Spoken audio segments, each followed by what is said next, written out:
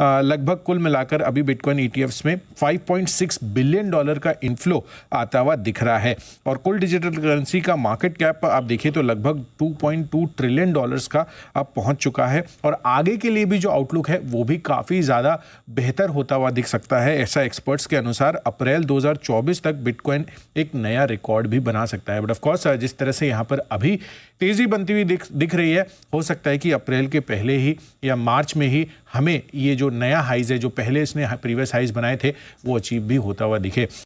Bitcoin में अभी हाल फिलहाल में एक्शन देखने को मिला है। पिछले 4 दिनों में हमने देखा कि 18% से ज़्यादा की ग्रोथ वहां पर देखने को मिली है, यानी कि जिस तरह का रनअप बिटकॉइन में अब वापस से लौटता हुआ दिख रहा है, उसकी एक बड़ी वजह भी है। बट बिटकॉइन में इस साल भी अगर आप देखें तो लगभग 45% की बढ़त हमें देखने को मिली है। तो 4 दिनों का तो 18% है ही, बट पूरे साल में अब तक लगभग 45% की बढ़त हो गई। और ये बिटकॉइन की बात नहीं है, क्रिप्टो करेंसी में आप इथेरियम को भी देखिए तो यहाँ पर अप्रैल 2022 के बाद यहाँ पर आपको बड़े हाइज देखने को मिले हैं और इस साल में अब तक 49% की ग्रोथ वहां पर भी होती हुई दिख रही है। तेजी के कारण में निवेशकों का जो भरोसा है, एकमात्र ये मुझे लग रहा है कि एक बड़ा रीजन है, क्योंकि यहां पर निवेशकों का जो भरोसा है वो बिटकॉइन ईटीएफ्स में बढ़ता हुआ दिख रहा है। अब ये रुचि किस लिए बढ़ी है, क्योंकि 11 जनवरी को यहां पर बिटकॉइन ईटीएफ्स ब्लैक रॉक और फिडेलिटी ने यहां पर अपने लॉन्च कर दिए थे और उसमें लगभग कुल मिलाकर अभी बिटकॉइन ईटीएफ्स में $5.6 बिलियन का इनफ्लो आता हुआ दिख रहा है